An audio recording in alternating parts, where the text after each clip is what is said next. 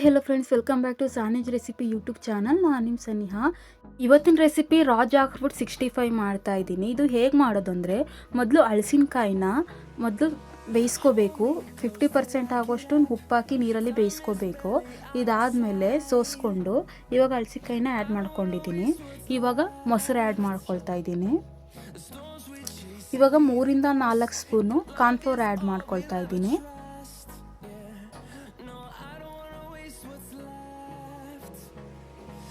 ಇದು cornflour add ಮಾಡ್ಕೊಂಡಾಗಿದೆ. ಇವಾಗ 1 table spoon ಶುಂಠಿ ಬೆಳ್ಳುಳ್ಳಿ ಪೇಸ್ಟ್ ಆ್ಯಡ್ ಮಾಡ್ಕೊಳ್ತಾ ಇದ್ದೀನಿ.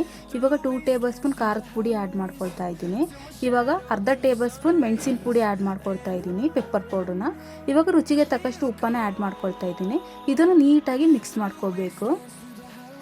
ನೋಡಿ, ಈ ಥರ ನೀಟಾಗಿ ಮಿಕ್ಸ್ ಮಾಡ್ಕೊಳ್ಳಿ.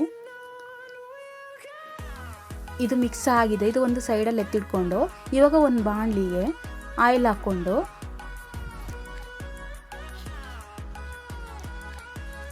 ಇದು ಎಣ್ಣೆ ಕಾದಾದ್ಮೇಲೆ ಸೈಡಲ್ಲಿ ಎತ್ತಿಟ್ಕೊಂಡಿರುವಂತಹ ರಾ ಜಾಕ್ ಫ್ರೂಟ್ನ ಇದಕ್ಕೆ ಹಾಕಿ ಫ್ರೈ ಮಾಡ್ಕೋಬೇಕು.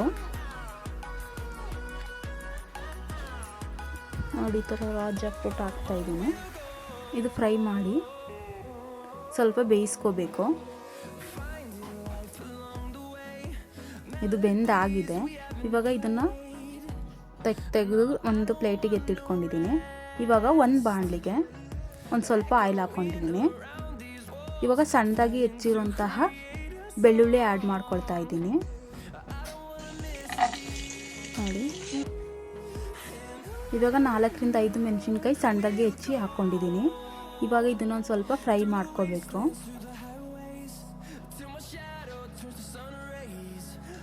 ಇವಾಗ ಕರಿಬೇವಿನ ಸೊಪ್ಪು ಆ್ಯಡ್ ಮಾಡ್ಕೊಳ್ತಾ ಇದ್ದೀನಿ. ಇದನ್ನು ಸ್ವಲ್ಪ ಫ್ರೈ ಮಾಡ್ಕೊಳ್ಳಿ.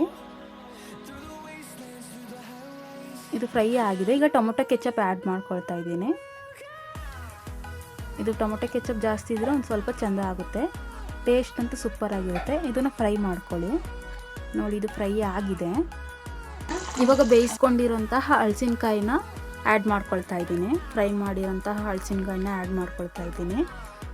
ಇವಾಗ ಇದನ್ನು ನೀಟಾಗಿ ಮಿಕ್ಸ್ ಮಾಡಿದ್ರೆ ರಾ ಜಾಕ್ ಫ್ರೂಟ್ 65 ರೆಡಿ ಆಗುತ್ತೆ.